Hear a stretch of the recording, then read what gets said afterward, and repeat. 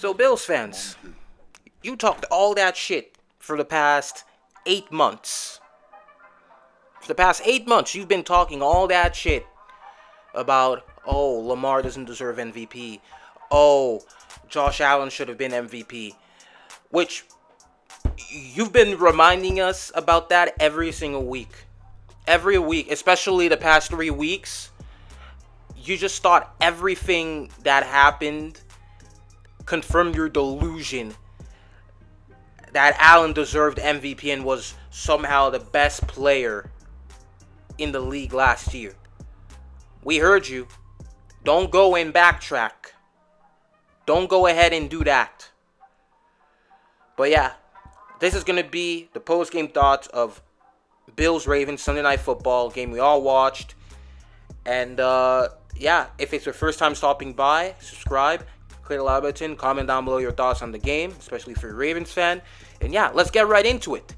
So, the Ravens win the game 35-10, completely humbling the Bills, especially the fan base. Hey, man, Bills got the ball first. They, got a little bit cocky. Right? Got the ball first. And then they end up punting. And then first offensive play we completely set the tone. Set the tone for the rest of the night. Derrick Henry, 87-yard touchdown. And then for the next two possessions, we score touchdowns as well. Derrick Henry in the pass receiving touchdown. Same for Justice Hill. So, the MVP of this game was really Derrick Henry. Second best player right here was Lamar. He was out there. He was out there doing his thing again. Like Kyle Hamilton said, the men in black just came to play. They just came to play. These were the guys to fear all night long. And 4 weeks of football in, it took time for it to really set in that Derrick Henry's a Raven. Monkey. Now it's really in. And it is so fun to have Derrick Henry on your team. It is much more fun than not having him on your team. That's for sure. So that's the most complete game we've had so far, week 4. We weren't playing very, very well in the first 2 weeks. Last week we played 3 good quarters and it pretty much just, we had a blowout, and then yeah, we just, in classic Ravens fashion, turned the blowout into a nail biter, into a dogfight. I mean, so, and this week we had a lead and we closed out the game perfectly. We kept going. We just kept going. Exactly what we want to see. So, Harbaugh, props for a well-coached game, because that was your best coach game tonight. But, it doesn't really remove any claim that you should be gone. So, yeah, that's the thing.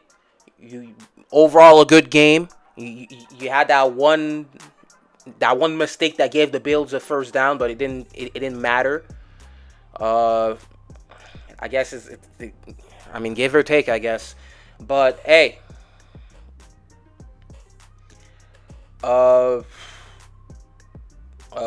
still keeping an eye on you, bro. We're still keeping an eye on you. That's for sure. We're gonna keep an eye on you, because the past 2 weeks, hey, we've been playing better, but that's because your foot's been on fire. So the pressure's gonna stay on you, because we should not have these first 5 games starting to a negative record. Just going to say that. About our coordinators, it's nice to see that Todd Monken, he's starting again. We're starting to use Derrick Henry the right way. Zach Orr, the defense played an amazing game, and it looks like he's starting to use players better, and we see players playing better. Roquan played better. We had Kyle Hamilton definitely played his best game in the season. Marlon Humphrey, as always, stayed great. Again, he was never playing bad. I mean, he was never playing bad, but he was getting hated on because the defense was playing bad, and because of the podcast, which is just dumb, just straight up foolish. But yeah, the pass rush, Kyle Van Noy played very, very well. With age, he looks to get better. And honestly, his technique is exactly what Ravens should look into with pass rushers in drafts, because he has that perfect technique. He has that perfect bend. So that's just a little side note, but yeah. So the defense played a very, very good game. In an A+ type performance. Besides one play where I was wondering what the hell was going on with Eddie Jackson and Marcus Williams. I mean, but hey, it's one play. It's the only thing Josh Allen did all night. Okay, it's the only thing Josh Allen did all night. Right. Offensively, we played very, very well. We had a few drives where we had a few drives in the third quarter where we were just stalling. We were just starting again with that hey, run, Lamar, save us type of drive. But then we just picked it up. We picked it up. Hey, Lamar told Todd, hey, don't be starting with that BS now. It feels like Lamar's he's having more control. He's having more control of the team, right? He's expecting more from the boys, and it should continue that way, man. Hey, he has more of the keys to the team, because like, hey, man, I'm not gonna get any better than you guys, so you have to lock in. Don't be fooling around. Keep scoring. Keep the foot on the gas. Keep it up for 60 minutes. Play 60 minutes, and that's exactly like how the Ravens team should look week after week. Exactly how the Ravens teams could look week after week when we lock in. When we don't fool around with leads, we don't sit on leads, when we don't play with your food, just 60 minutes, cohesive football. I'd say we played like more like 50 or something like that. 50 minutes, I'd say. But hey, offensive line played much, much better again. Falele slowly starting to move some guys. I mean, he was pretty bad in the first few weeks, in the first 3 weeks. This week he's playing. He played fine. He played good. Only problem is going to be the penalties. We need to stop with those holding penalties for the rest of the line, except for like Ronnie and Tyler. Ronnie, he's playing. He's playing back to 2019 form. Roger Rosengarten should stay starter. I fear this team's gonna put McCary back at right tackle when Voorhees comes back, but dude, no. The ideal line at right tackle, he's a future. He looks like a first round pick. He's playing like a first round pick. Well, he was in the second, but he's playing like a first round pick. So yeah, it's basically been that way, and he has to play every snap. No rotation, no fucking with the whole rhythm. Keep it how it is with the offensive line. Falele, he kind of has to improve, because we know Harbaugh just has a hard on for him, so he has no choice but to improve every week. He has no choice but to improve every week. That's basically it, right? He still had his struggles. He still has his Falele moments, but he played much better. He played much better this week. It's basically all you gotta hope, because Ben Cleveland is better, but he's not gonna play. You know that. Harbaugh doesn't like him as a person. That's for sure. Because as a player, he should basically be starting. He was there in some snaps, I guess, but yeah. Uh, so yeah, Lamar had that one mistake where he fumbled, unacceptable. It is what it is. That's on him. Yeah, I mean, he basically had no chance to not fumble that ball. Like when you're in the air and the ball like that, yeah, you just gotta expect a fumble. But yeah, a little bit of an irresponsible play by him on that play, but otherwise, it basically a clean game for him. He outplayed Josh Allen by a lot. Uh, I saw Bills fans try and say that most of his completions were 5 yards, were within the 5 yard range. But most of Josh Allen's incompletions were in the 5 yard range. So his numbers were. So he's been much ugly in that. And stop with that, dude. Uh, it's basically. Yeah, he outplayed him. He showed him why he, Allen is a great elite quarterback, but Lamar is one of one. He's just better. He's just a better player. It's not that hard to say. And I get it that Bills fans want to defend their player, but they can do this without just being straight up racist, being straight up disrespectful to their counterpart. And I bet even Josh Allen would slap every single one of you Bills fans for how you've been treating Lamar. Because that is not how you do it. That is not how you do it. He would not even put up with this if he saw all those comments.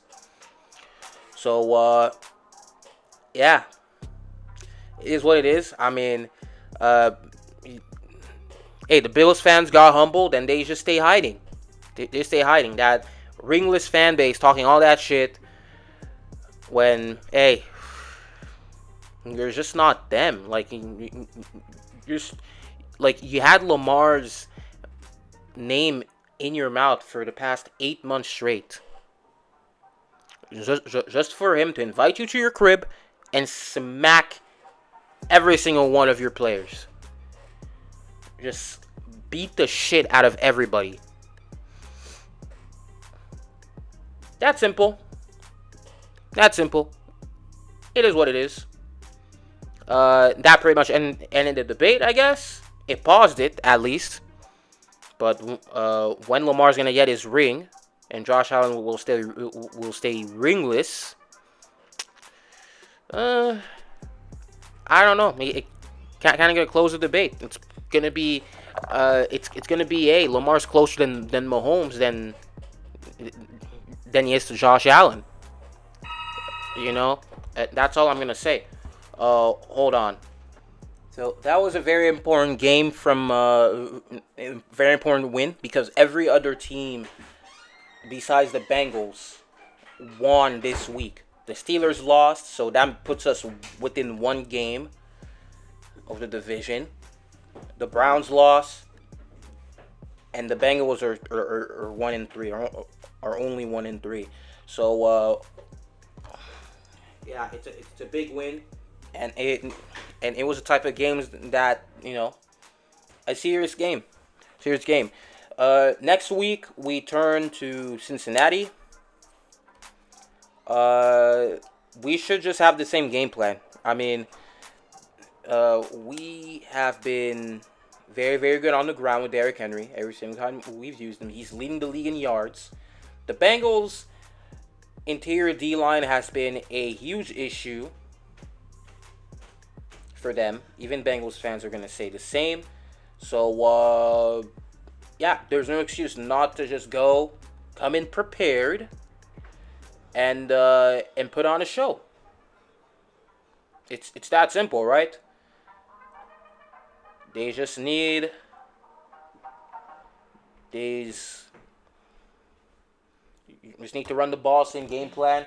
There's John Harbaugh has a reputation of going against lesser teams and just not preparing his guys compared to good teams, right? The Bengals are talented, but they're not good. So we just gotta keep it up. Just keep it up. The offensive line has had no pressures this week against the Bills defense.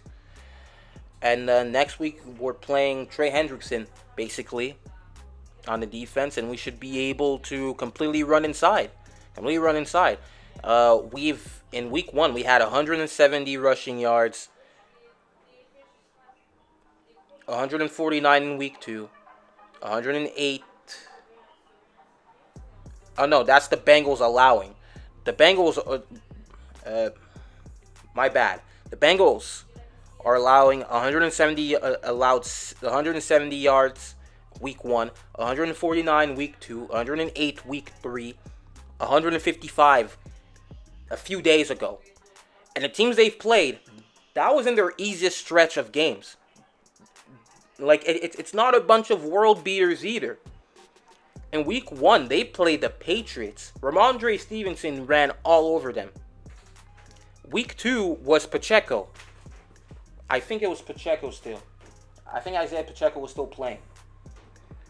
So Chiefs run game, and you know, I think their backup is like Carson Steele, his name or something like that. I guess some like 7th round guy. Week 3 was against the Commanders and Austin Eckler. Austin Eckler in the massive 2024. That was by who the run game was led by. 108. 155. I think it was Chuba Hubbard. If I'm not mistaken, Jonathan Brooks was still injured. Chuba Hubbard. So they have not even played a bunch of world beaters at running back. And then now you're playing against Derrick Henry. Yeah, you just have to kill them. You just have to run all over them. 155 against Chuba Hubbard. I'd be surprised if Derrick Henry doesn't go for another 200 yards. He went for 199, but I'm just going to say 200 because, hey, man. You just need that 1 yard. Come on. But, yeah. Same game plan next week. Run all over them, and we just come out with the win. That's basically it. Put them away. And that's a way to just end their season for pretty much good. The Bengals at 1-4 are basically just done. It's over for them. I mean, it would be the nail to the coffin. They're coming high and mighty off of that win in Carolina, but they almost lost that game. So we should take good care of them. Yeah, another chance at a statement game against a lesser opponent even. So, hope you guys enjoyed. Subscribe if you're new. Click the like button, comment down below your thoughts, and yeah, see you guys next week.